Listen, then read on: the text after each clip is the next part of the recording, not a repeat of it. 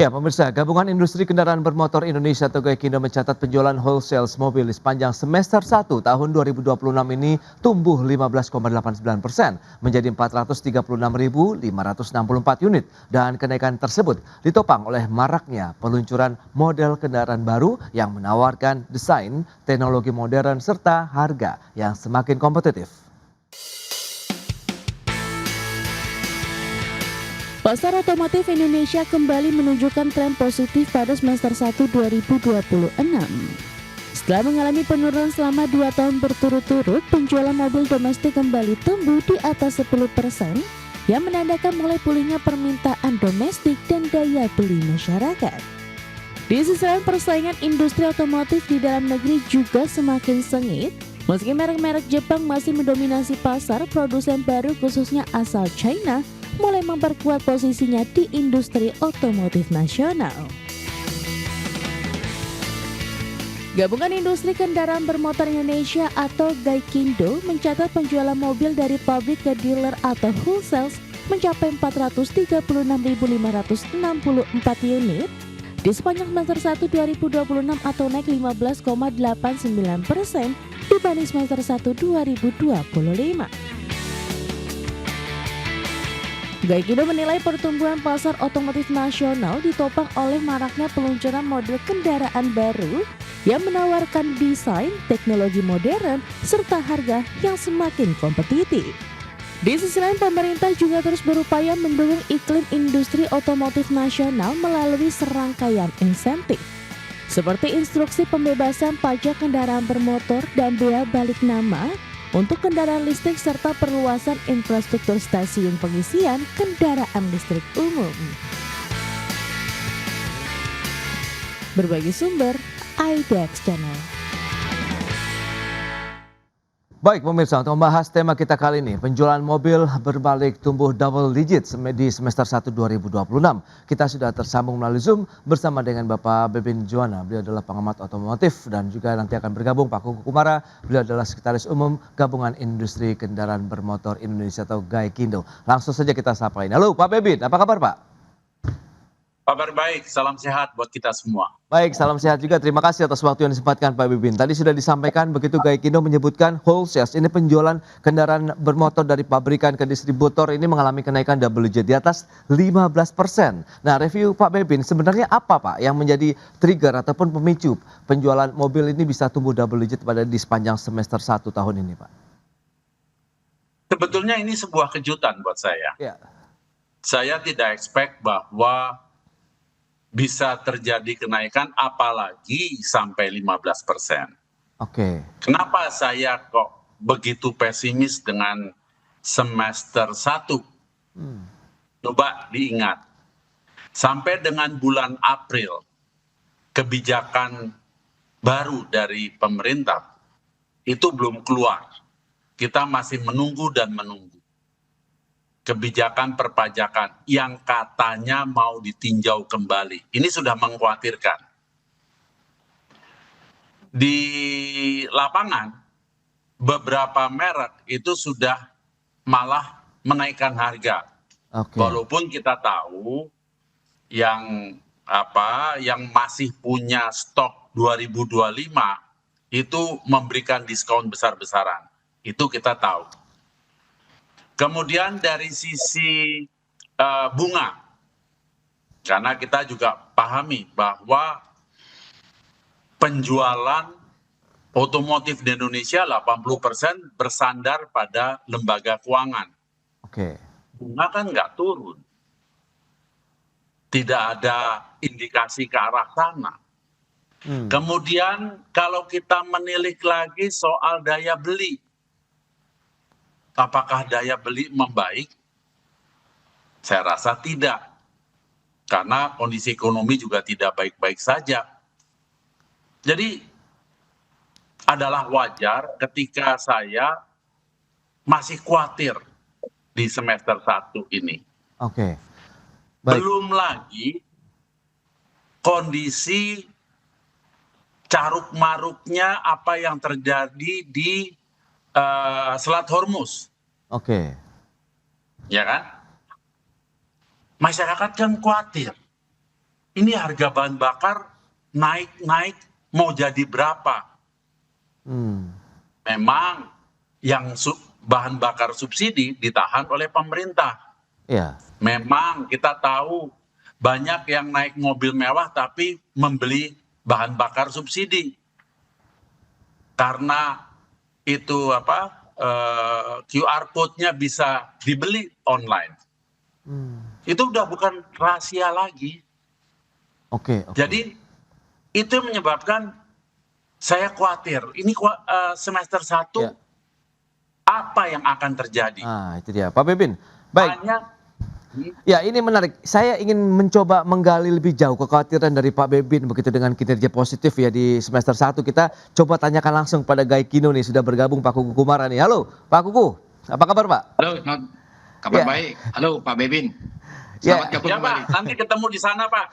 Saya sebentar lagi berangkat. Ini Iya. menarik Pak Kuku. Tadi sudah disampaikan oleh Pak Bebin yang cukup kaget juga nih begitu di semester 1 kita tumbuh 15%. Sementara kalau kita bandingkan dengan tahun 2025 lalu semester 1 tumbuhnya 8%-an saja. Nah, apa sih yang menjadi trigger kok bisa ada potensi ataupun terjadi rebound yang luar biasa sekali begitu di tahun 2026 ini, Pak Kuku? Sama halnya dengan Pak Bebin, kami juga kaget juga ini. Tapi ini sebuah kaget yang positif ya, karena dari penjualan wholesale-nya cukup menarik.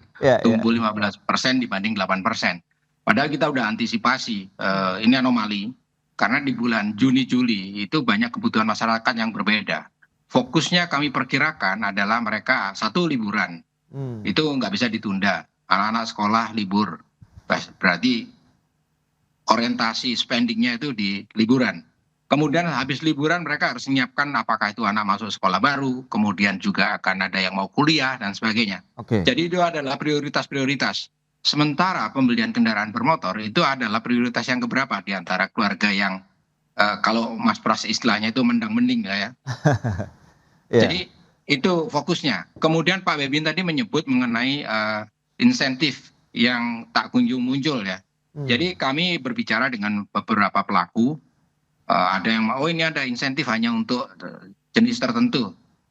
Kapan keluar kita nggak tahu. Sehingga kemudian mengambil sikap yang lebih ada dalam kendala masing-masing perusahaan ya, ataupun grup ya. Ya udah, kita bisnis as usual aja, kondisinya seperti ini. Alhamdulillah hasilnya lebih positif, kita nggak usah nunggu.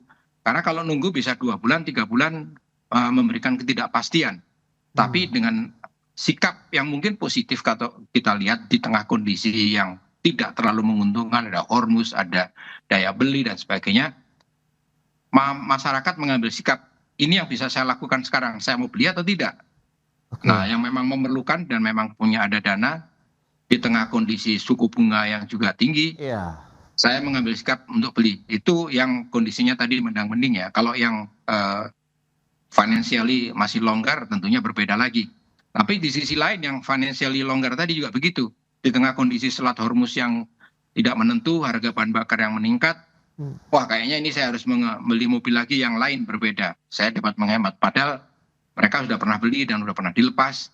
Ini yang mendorong. Kalau kita lihat secara keseluruhan, walaupun ada penurunan ya, kalau di masyarakat biasa kan itu di kelasnya LCGC. Tapi itu juga oke lah ada turun, tapi masih rata-ratanya masih menarik juga. Walaupun kita punya kekhawatiran karena ini adalah backbone dari industri otomotif kita adalah memang di conventional vehicles. Nah kita harapkan juga yang new energy vehicles nih juga melakukan pendalaman atau lokalisasi yang juga agresif. Nah kalau itu yang terjadi maka industrinya tuh tumbuh bareng semuanya. Nah kalau industrinya tumbuh, ekonomi juga tumbuh karena 1,5 juta orang kerja di sana. Kalau ditambah dengan new energy vehicles yang kemudian lokal kontennya meningkat, kan berarti lapangan kerja. Itu yang kita harapkan. Sisi lain lagi yang mungkin nggak disinggung, Mas, itu adalah ekspor kita tahun lalu kan lumayan tinggi. Dan kayaknya masih tetap upbeat untuk sampai semester 1 ini. Yang tahun lalu di 518 dan itu menarik ya di tengah kondisi dalam negeri domestiknya yang masih dalam proses untuk pemulihan gitu. Oke, Pak Kuku, ini Itu menarik menurut ya. kami.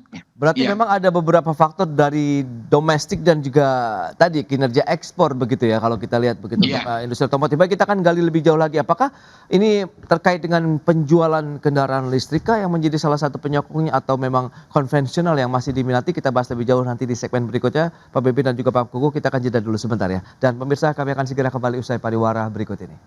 Ya, terima kasih Anda masih bergabung bersama kami dalam Market Review pemirsa. Dan berikut ini kita akan sampaikan beberapa data. Kita akan cermati seperti apa penjualan kendaraan bermotor khususnya mobil begitu ya di Indonesia. Kita bandingkan dengan semester 1 2022 sampai dengan semester 1 tahun 2026. Ini menarik, kita lihat di semester 1 tahun 2023 kita mencapai 506.427 unit. Tapi kecenderungannya turun sampai dengan semester 1 tahun 2025 yang sekitar 376.707 unit atau tumbuh sekitar 8%. Sementara di semester 1 tahun ini pertumbuhannya yang cukup impresif ya, double digit 15%, begitu di 436.564 unit. Ini dia yang menarik untuk kita bahas lebih jauh. Apa sih yang menjadi triggernya dari sisi jenis mobilnya kah? Kemudian apakah ada preferensi yang berbeda di masyarakat begitu ya. Berikutnya kita lihat dari sisi data penjualan wholesale-nya mobil domestik ya Januari sampai dengan Juni 2026 ini berarti dari sisi produsen ke tingkat distributor begitu kita lihat seperti apa. Ini dia pergerakannya cukup fluktuatif sekali, sempat tertinggi dari Januari sampai Juni adalah di bulan Februari 81.247 unit. Kemudian masih berfluktuasi, sempat di Mei turun lagi tapi Juni naik lagi menjadi 77.550 unit untuk penjualan wholesale mobil di dalam negeri. Kita akan lanjutkan kembali perbincangan bersama dengan Bapak Kuku Kumara dan juga Bapak Bebin Joana. Ya, dengan beberapa data tadi yang sudah disampaikan ini sempat menarik dan menggelitik juga kalau memang Pak Bebin kaget, kemudian Gaikindo pun kaget. Sebenarnya apa nih Pak yang diminati masyarakat begitu? Kalau memang di semester 1 ini kok bisa sampai 15% begitu? Apakah kendaraan listrik sudah mulai mendominasi? Atau yang ICE yang memang masih menjadi pilihan masyarakat? Atau hybrid yang sekarang juga mendominasi Pak? Silakan Pak Kuku. Ya, jadi memang menarik ya kalau dilihat dari pertumbuhannya, terutama hybrid ya, hybrid dan electric vehicles. Electric vehicle memang itu didominasi oleh masyarakat yang tinggal di kota. Tapi kalau hybrid itu relatif lebih merata. Nah, kami juga belum punya data detailnya. Tapi kenapa hybrid diminati? Itu karena alasan yang sangat sederhana. Dengan hybrid mereka tidak tergantung dengan SPKLU yang belum tentu di setiap area itu tersedia. Kalau electric vehicle jelas fokusnya pada masyarakat perkotaan. Tapi kalau hybrid ini bisa di mana saja. Mereka tidak tergantung dari SPKLU ya. Jadi kekhawatiran itu bisa ditepis. Nah kemudian dengan hybrid itu muncul teknologi baru atau perkembangan dari hybrid itu sendiri dengan adanya PHEV, plug-in hybrid electric vehicles, dan juga ada yang istilah barunya ada extended range electric vehicles. Ini bisa sampai 1.000 km tanpa harus charging, tanpa harus isi bahan bakar. Nah, ini jadi menarik. Sementara kemudian juga harganya pun semakin kompetitif karena banyak pemainnya. Nah ini mudah-mudahan juga sebuah terobosan teknologi. Di sisi lain lagi kita belum melihat adalah dampak dari adanya bahan bakar nabati ya dengan adanya etanol, E5, E10 menuju E10 ya.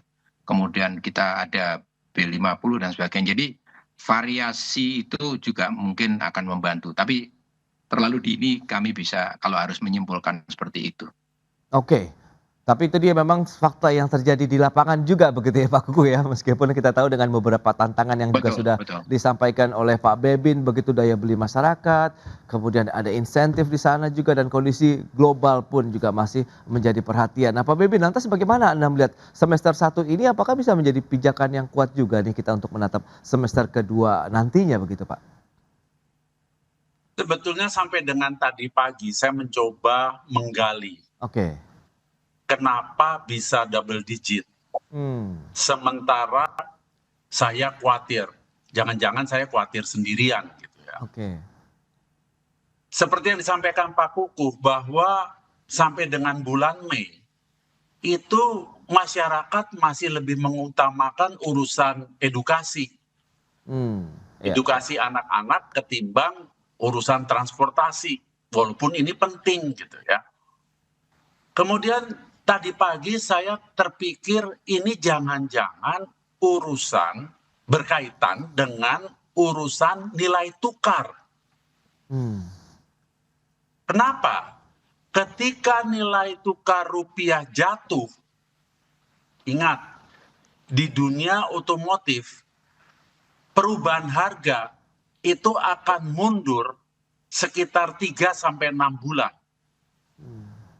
Jadi ketika nilai tukar jatuh di bulan April, Mei makin parah dan seterusnya, saya tidak mengikuti exchange rate hari per hari.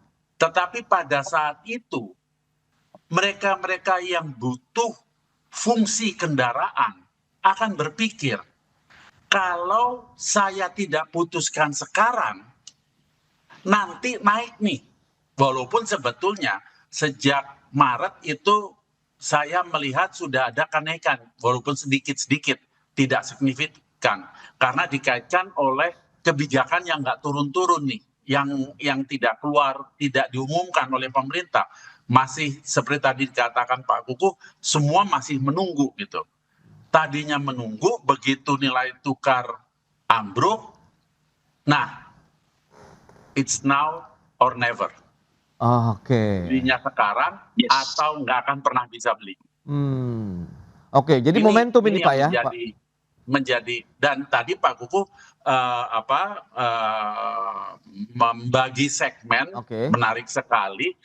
Untuk yang walaupun secara financial itu longgar, tetapi mereka lebih smart dalam urusan melihat kondisi keuangan global, kondisi ekonomi global, kondisi keuangan kita dan sebagainya. Mereka lebih smart, mereka lebih punya informasi yang detail. Ini nanti jadi gimana? Nah, di dunia otomotif kita mesti ingat bahwa kendaraan yang sekarang ada di showroom itu di ordernya 6 bulan yang lalu dengan nilai tukar 6 bulan yang lalu. Iya. Yang di showroom 1-2 bulan ke depan itu mungkin di ordernya 3 bulan yang lalu. Artinya konsumen yang memang butuh kendaraan, bukan iseng-iseng beli atau ngikutin secara emosional membeli kendaraan, itu pasti akan berpikir secara cerdas sekarang nih waktunya. Nah, saya melihat, saya kaitkan dengan pameran Gias saat ini. Ini tempatnya, ini waktunya. Karena apa? Di dalam pameran, masyarakat bisa langsung membandingkan. Kalau mau kita bicara soal ICE, kendaraan internal combustion engine, itu yang sebagai pemain big volume-nya lah di market otomotif Indonesia, yaitu sekarang tinggal lihat dong, mau ICE, lihat ada sekian merek, bisa diperbandingkan. Ketika berpikir, oh saya harus move on, saya harus menjadi mengikuti perubahan zaman ke arah electrical, EV. Ada sekian banyak merek yang menawarkan. Dan saya perlu ingatkan kepada masyarakat bahwa ketika sampai Gias, jangan melulu yang ditanya untuk EV, jangan melulu yang ditanya hanya range-nya berapa, harganya berapa. Ada satu hal yang penting, network-nya bagaimana.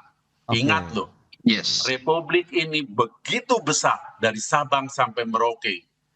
Dan mobil yang dibeli hari ini di Gias, minggu depan mungkin sudah ada di Lampung, mungkin sudah jalan-jalan ke Banjarmasin, ke Makassar. Network-nya ada nggak? Ya kan? Dan tadi sudah disinggung juga sedikit soal hybrid. Ini yang menarik. Pak Kuku, hybrid yang extended range ini mestinya diapresiasi. Memang hybrid ini masih memakai BBM. Tanda kutip masih ngerepotin pemerintah dengan pengadaan BBM-nya. Tetapi karena sudah extended sedemikian rupa, bisa sampai 1.000, 1.500 bahkan lebih tanpa isi bahan bakar, rasanya sudah waktunya untuk diapresiasi. Artinya ketika kendaraan ini bisa di atas 150 km on battery only, ya Mbok dikasih plat biru. Oke. Supaya ya seperti inilah, seperti EV lah. Kenapa saya usulkan demikian? Karena saya melihat pada umumnya masyarakat umum di kota besar itu kan jalannya paling 150 kilo per hari, mondar mandirnya, wirawirinya, gitu ya. Artinya kan mesinnya nggak nyala. Nanti pulang dia colok lagi. Besok the same story. Jadi kenapa tidak diapresiasi? Itu baik, Pak Bebin. Ini menarik ya, dengan munculnya beragam teknologi juga di otomotif ini, semakin banyak pilihan juga bagi masyarakat ataupun konsumen otomotif di Indonesia. Kita bahas lebih jauh lagi nanti di segmen berikutnya. Kita akan jeda kembali sebentar, Pak Bebin dan juga Pak Kukuh, dan pemirsa tetaplah bersama kami.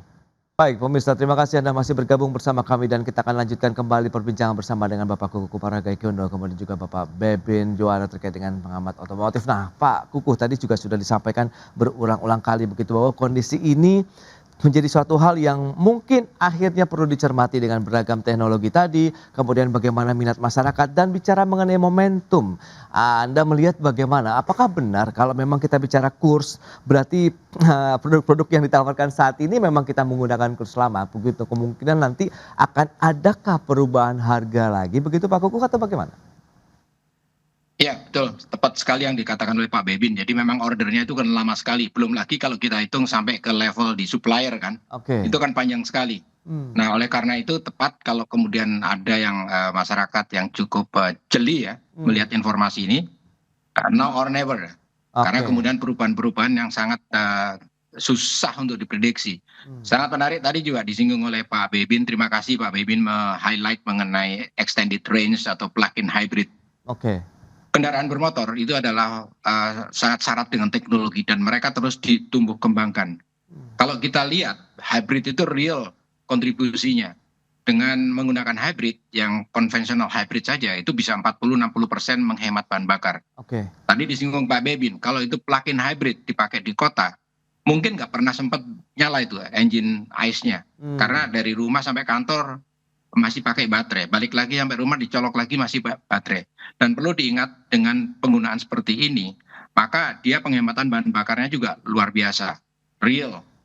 Nah, sisi lain lagi, industri ini kan selalu tumbuh dengan teknologi, itu yang mungkin perlu diapresiasi. Bahwa mau ICE, mau yang hybrid, mau plug-in hybrid, itu investasinya luar biasa untuk mengembangkan. Kalau kita melihat hybrid di Indonesia, itu maka beberapa komponennya pun bisa dibuat di Indonesia. Ini kan multiplier effect dari hybrid itu sendiri. Kecuali kalau kemudian electric vehicle juga melakukan proses yang sama, itu akan menarik. Tapi harusnya ini kita geraknya itu bareng gitu. Apapun teknologinya, Indonesia mampu menjawab itu. Bayangkan saat ini di tengah kondisi domestik yang masih tertekan, ternyata permintaan ICE dari negara lain itu masih tinggi. Terbukti dengan tahun lalu kita ekspor 518. Yang sebagian besar adalah jenis ICE. Jadi jangan terlalu teknologi itu netral lah. Jadi jangan terlalu kita terfokus pada satu sisi kemudian melupakan secara keseluruhan. Kita harus melihatnya secara komprehensif ya. Industri ini industri yang syarat investasi dan juga syarat untuk memanfaatkan tenaga kerja di Indonesia. Kira-kira gitu Pak. Mas Pras ya. Pak Bebin, lantas bagaimana Anda melihat mungkin rekomendasi yang bisa diberikan juga baik untuk pelaku usaha dari teman-teman Gaikindo maupun pemerintah sehingga capaian positif ini bisa berlanjut Pak sampai dengan akhir tahun? Ya, kita kan juga sangat memahami konsumen Indonesia itu seperti apa. Konsumen Indonesia menyukai desain-desain baru, sehingga pameran seperti Gias ini akan sangat menarik untuk melihat model-model yang terbaru. Konsumen Indonesia sangat suka dengan teknologi terkini. Nah, kehadiran teknologi terkini pun itu sangat diminati. Jadi kita jangan membatasi diri, kita jangan khawatir dengan kedatangan teknologi baru, bahkan kalau bisa diundang agar generasi muda ini bisa dididik, dikembangkan untuk terlibat di dalam industri otomotif ini. Karena sangat menarik dan industri ini jelas-jelas membutuhkan sangat banyak tenaga kerja dari hulu sampai ke hilir. Nah, inilah itu sebabnya saya minta tolong lewat Pak Kuku, tolong diusulkan ke pemerintah agar extended range ini, hybrid extended range ini ditinjau, diberi ruang yang lebih lebih besar untuk berkembang. Karena saya ingat industri ini sudah lebih dari 4 dasawarsa. Sehingga kan sebetulnya kan banyak yang sudah bisa dilakukan di negara kita. Sudah bisa dikerjakan di negara kita.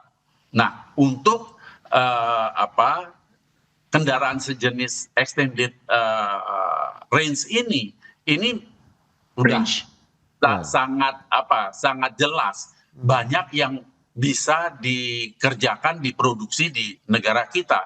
Jadi diberi welcoming lah kepada produk-produk ini, dan ini yang sebetulnya sangat dibutuhkan di negara kita. EV nggak perlu diragukan lagi bahwa inilah masa depan kendaraan untuk dunia. Tetapi kita butuh transisi kembali.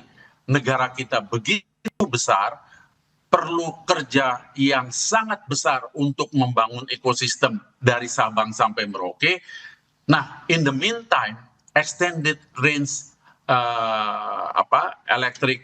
atau electric vehicle inilah yang bisa menjembatani proses yang akan berjalan ke depan. Itu dia yang sudah disampaikan Pak Bebin, bahwa memang ini bisa menjadi justru peluang investasi baru ya di sektor otomotif dengan pengembangan hybrid car tadi begitu, sehingga masa transisi kita juga sudah dipenuhi dengan kendaraan-kendaraan pendukungnya, sambil juga persiapan EV-nya pun kalau bisa berjalan seiring sejalan sambil kita mempersiapkan infrastrukturnya sendiri ya untuk mendukung kendaraan listrik di Indonesia juga, karena itu yang masih menjadi salah satu mungkin ya itu peluang yang menjanjikan untuk industri otomotif Indonesia ke depannya. Pak Kuku, kepada Pak Bebin, terima kasih banyak atas informasi, update dan juga insight yang sudah diberikan kepada pemirsa pada hari ini. Selamat melanjutkan aktivitas Anda kembali, salam sehat. Sampai berjumpa kembali Pak Bebin, Pak Kuku, terima kasih. Sama-sama, terima kasih. Ya pemirsa, pemerintah mulai mengurai persoalan ekspor mineral yang terdampak isu kandungan logam tanah jarang, di mana pemerintah juga masih mengkaji kerangka hukum regulasi khusus untuk tata niaga logam tanah jarang.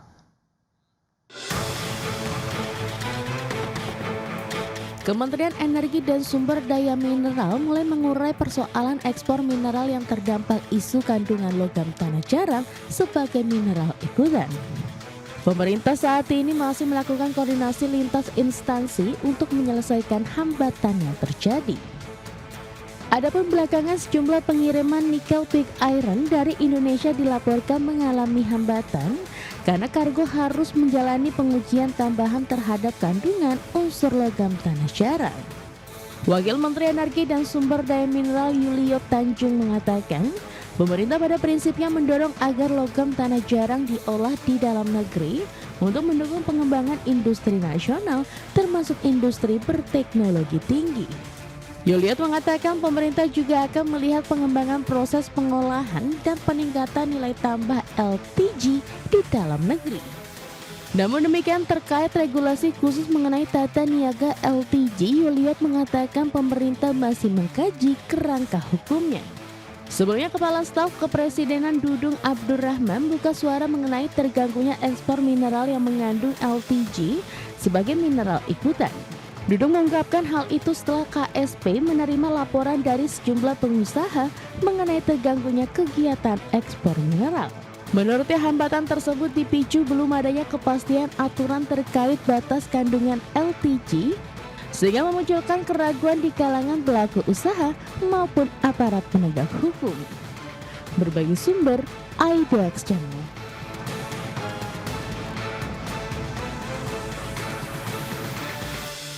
Ya, pemirsa, untuk membahas tema menarik kita kali ini, urgensi pembenahan tata kelola logam tanah jarang. Kita sudah tersambung melalui Zoom bersama dengan Mas Angga Wira, Ketua Umum Asosiasi Pemasok Energi, Mineral, dan Batubara Indonesia atau ASPEBINU. Langsung saja kita sapa ini. Halo, Mas Angga, apa kabar? Baik, Pras, salam sehat. Salam sehat. Terima kasih juga atas waktu yang disempatkan. Tadi sudah disampaikan begitu terkait dengan tata kelola logam tanah jarang di Indonesia. Nah, review dari SPBINU sendiri bagaimana sih kalau kita lihat dengan logam tanah jarang ini, meskipun kita tahu juga ini memang ya bukan termasuk komoditas mineral andalan ekspor Indonesia ya sampai saat ini. Mas Angga, silakan. Ya, memang kalau kita lihat dinamika perkembangan teknologi yang ada kan kita lihat banyak kebutuhan ya terkait mineral tanah jarang ini, walaupun secara definisi teknis ini Mas Pras masih perlu dikaji lebih dalam ya seperti apa gitu, karena memang dari setiap mineral yang kita lakukan eksplorasi dan sudah diproduksi, contohnya banyak hal ya, bauksit, nikel dan lain sebagainya, itu pastinya akan mengandung mineral tanah jarang itu dalam bisnis proses eksplorasi yang dilakukan gitu Mas Pras. Oke. Jadi itu memang tantangannya tadi ya, kami tadi note dari Pak Menteri Wamen itu sepakat bahwa harus diolah ya di dalam negeri ya. Untuk itu tentunya butuh ahli teknologi, dan memang kita tidak bisa juga dalam konteks bagaimana melakukan pengawasan secara optimal juga kalau memang istilahnya itu belum dilakukan pemisahan secara lebih detail ya. Nah, ini memang masih terdapat berbagai macam sudut pandang dan perspektif juga, baik dari misalnya para ahli gitu ya, dan memang mungkin juga dari sisi teknologi teman-teman juga yang melakukan surveyor ya dalam pengecekan juga mungkin masih juga membutuhkan teknologi yang tepat juga ya, sehingga tadi dalam konteks survei yang dilakukan ketika melakukan pengiriman ekspor ya, mineral-mineral tersebut memang benar-benar bisa dioptimalkan. Kalau memang ada kandungan itu ya mungkin ada ukuran-ukurannya, memang boleh dibilang sih hingga saat sekarang ini aturannya juga belum jelas gitu Mas Pras ya. Oke, nah kalau kita lihat dengan nilai bicara mengenai regulasi lah begitu, kalau kita lihat Mas Angga yang diberlakukan pemerintah saat ini, kalau mendukung pemanfaatan logam tanah jarangnya sendiri, apakah sudah mengarah ke sana kah? Atau tadi memang kita masih perlu memberikan definisi yang jelas dulu nih terkait dengan logam tanah jarang di Indonesia? Ya, makanya ini kan menurut saya harus ada duduk bareng juga antar pelaku usaha ya, baik di upstream ya, di hulunya dan hingga pemanfaatnya juga, sehingga bisa tepat juga gitu. Jangan sampai tadi tujuannya memang mungkin untuk optimalisasi, tapi di sisi lain juga malah menghambat juga pelaku yang sudah misalnya melakukan ekspor mineral tertentu juga, karena misalnya dianggap itu mengandung mineral tanah jarang gitu. Jadi ukurannya misalnya berapa persen, berapa kandungannya. Nah, itu mungkin yang harus dilakukan uji petik gitu ya. Kalau misalnya ternyata nggak sampai sekian, ya itu boleh gitu. Misal seperti itulah ukurannya juga gitu. Sehingga ya tidak mengganggu ekosistem misalnya yang sudah berjalan juga gitu. Karena memang wacana rare earth atau logam tanah jarang ini kan sudah cukup lama juga sebenarnya ya. Cuma memang karena dari sisi industri juga ini mungkin masih penggunaannya juga masih cukup spesifik gitu ya, belum terlalu banyak gitu ya. Jadi mungkin secara bisnis juga belum terlampau menarik misalnya seperti itu gitu ya Mas Pras ya. Jadi mungkin belum bisa diakselerasi dalam konteks skala ekonomis yang lebih luas seperti itu Mas Pras. Jadi mungkin perlu di IDX juga perlu mengundang para ahli juga ya Mas Pras ya.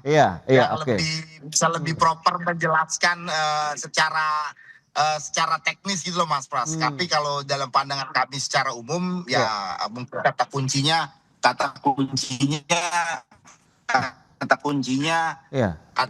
itu ya proporsional lah. Proporsional, mungkin aturannya juga jangan sampai juga terlalu ketat ya misalnya ya.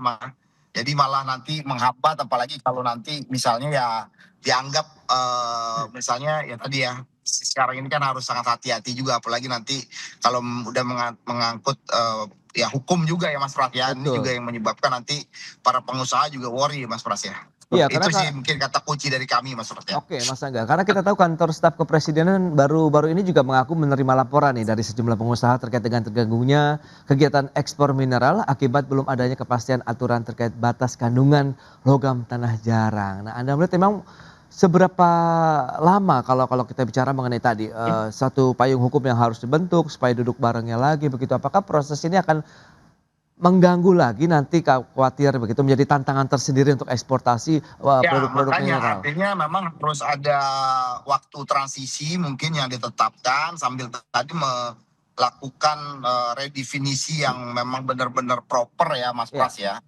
Dan memang ya sambil juga berjalan mungkin saja kalau memang sudah bisa dilakukan hilirisasi juga gitu ya untuk logam tanah jarang yang dilakukan di dalam negeri misalnya seperti itu Mas Pras.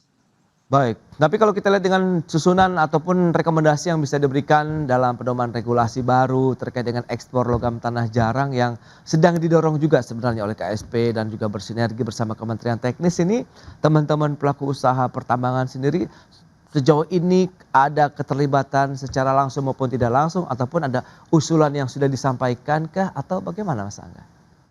Terus terang sampai saat ini memang kita baru dalam tahap beberapa pihak melakukan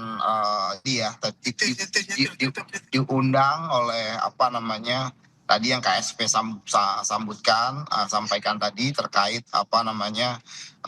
dinamika persoalan yang dihadapi ya. Tapi memang kalau khusus untuk pembahasan secara teknis tadi menyangkut regulasi memang kami belum dimintakan masukan dan pandangan ya Mas Pras hingga saat ini ya terkait yang logam tanah jarang ini. Makanya mungkin kalau ada dari perguruan tinggi atau lembaga-lembaga penelitian mungkin selevel mungkin BRIN gitu ya yang sudah melakukan kajian, kami juga berharap ini juga bisa dilakukan expose juga sehingga kita juga bisa mendapatkan knowledge yang lebih detail juga ya terkait. Dan juga memang di logam tanah jarang ini kan pasti setiap mineral kan ada. Nah cuman di mineral apa yang mungkin potensinya lebih besar. Nah ini kan juga perlu kita juga lakukan rasi lagi lebih lanjut ya Mas Pras ya. Betul. Sehingga memang bisa tepat sasaran juga.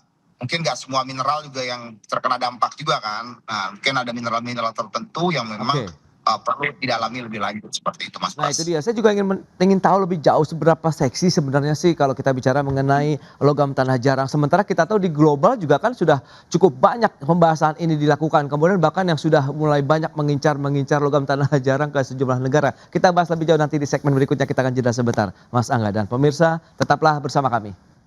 Pemirsa, kita lanjutkan kembali perbincangan menarik ini bersama dengan Mas Angga Wira, Ketua Umum Asosiasi Pemasok Energi Mineral dan Batubara Indonesia (ASPEBINDU). Nah, Mas Angga, lantas kalau dari sisi pandangan Anda begitu, seberapa seksi, seberapa pentingnya nanti bahwa logam tanah jarang ini akan banyak mulai dicari, diburu begitu oleh para penambang ataupun mungkin industri-industri lain yang membutuhkan barang mineral ini ataupun logam tanah jarang ini begitu Mas Angga?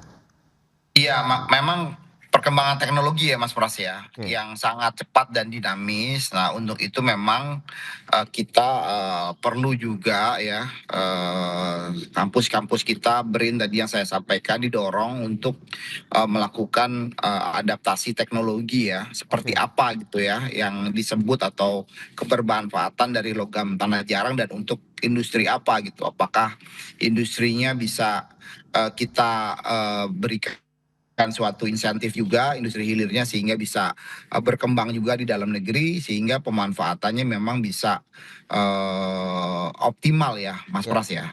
Jadi kalau Mas Pras tadi tanya ya seberapa penting, tentunya sangat penting, hanya tadi tinggal mendefinisikannya gitu kan secara teknis apa sih misalnya kan logam karena jarang ini kan secara unsur kimia juga masih banyak perdebatan juga nih jenisnya yang mana gitu Pak.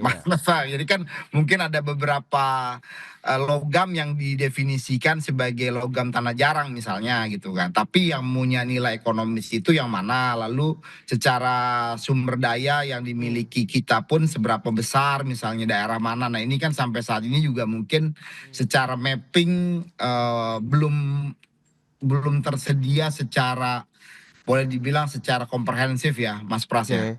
Gitu loh Mas Pras. Iya, tapi sejauh ini kalau memang belum ada satu definisi yang konkret lah bisa dikatakan begitu Mas Angga. Nah, tantangannya atau mungkin kalau ada yang disampaikan tadi terganggu dengan kegiatan eksportasi ini seperti apa sih? Seperti apa begitu? Makanya artinya kan dari setiap mineral ini kan sudah ada ekspornya gitu Mas Pras. Nah, disinyalir, diduga gitu loh, ya kan. Nah ini kan ada barang ikutan yang disebut logam tanah jarang gitu loh, yang memiliki nilai ekonomis gitu loh, ya kan. Nah tapi ukuran nilai ekonomisnya, lalu seberapa besar ikutannya, seberapa kadar yang harus misalnya dilakukan survei gitu kan. Ini belum ada ukuran-ukuran yang hingga saat ini juga belum jelas kan gitu ya kan. Nah namanya barang yang ikutan kan bisa jadi punya nilai ekonomis atau tidak kan kita nggak tahu gitu loh. Barang yang mungkin zaman dulu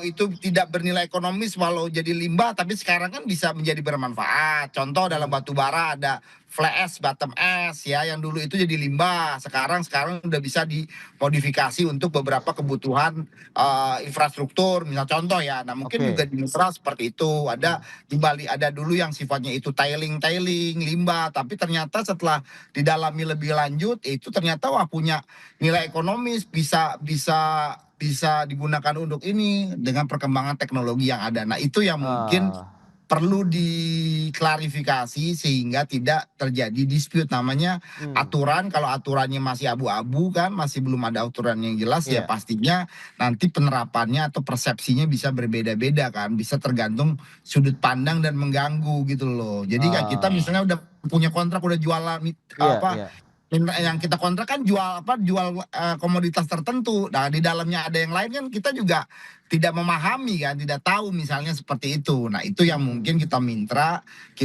para government dalam hal ini dan perguruan tinggi BRIN gitu ya, mungkin bisa kita bersama-sama memberikan standar-standar yang jelas. Itu sih Mas Pras challengingnya ya Mas Pras. Saya kalau Mas Pras juga tanya secara lebih detail kandungan atau segala macam, terus terang aja kita pun juga secara teknis belum memahami secara komprehensif ya Mas Pras. Mungkin belum ada pegangannya begitu ya. Ya saran-saran saya mungkin ke depan ya bisa dilibatkan juga dari perguruan tinggi para ahli ya yang mungkin memahami secara komprehensif dan mengetahui ya seberapa besar potensi yang ada dan prakteknya itu juga paling penting ya Mas Pras ya. Jangan sampai hanya dilihat dari sisi potensi saja tapi praktek dan situasi yang sekarang ada juga kan perlu mendapatkan update juga Mas Pras.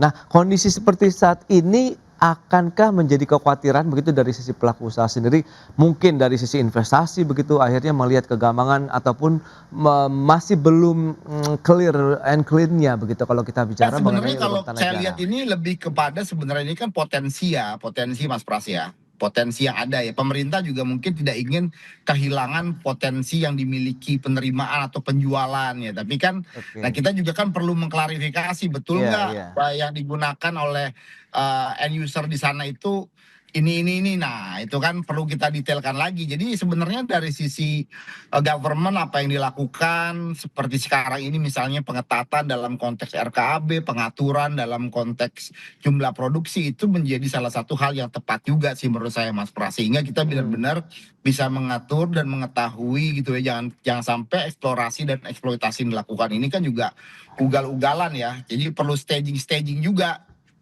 Jangan sampai sekarang ada momentum Indonesia masih ya mau boleh dibilang masih ada kemudahan-kemudahan, lalu ya di end user melakukan misalnya importasi mereka besar-besaran karena dipikir wah ini potensinya ke depan menyetok, ini bisa saja seperti itu kan, makanya memang harus dikendalikan sebaik mungkin sehingga potensi yang dimiliki oleh negara kita ini bisa benar-benar dioptimalkan. Makanya tadi ya saya sepakat dengan statement Pak Wamen, kita dorong dilakukan hilirisasi ya, sampai terjadi pemanfaatan tersebut, tanah jarang tersebut. Nah, tapi secara apa teknologinya, nah ini yang mungkin perlu ya kita detailkan lagi gitu, karena memang terus terang ya teknologi juga berkembang kan sangat cepat ya. Mungkin Mas Pras tahu teknologi baterai ya kan. Nah ini juga contohnya berkembang sangat cepat juga, perubahannya juga sangat cepat. Nah makanya itu kita jangan sampai juga ketinggalan juga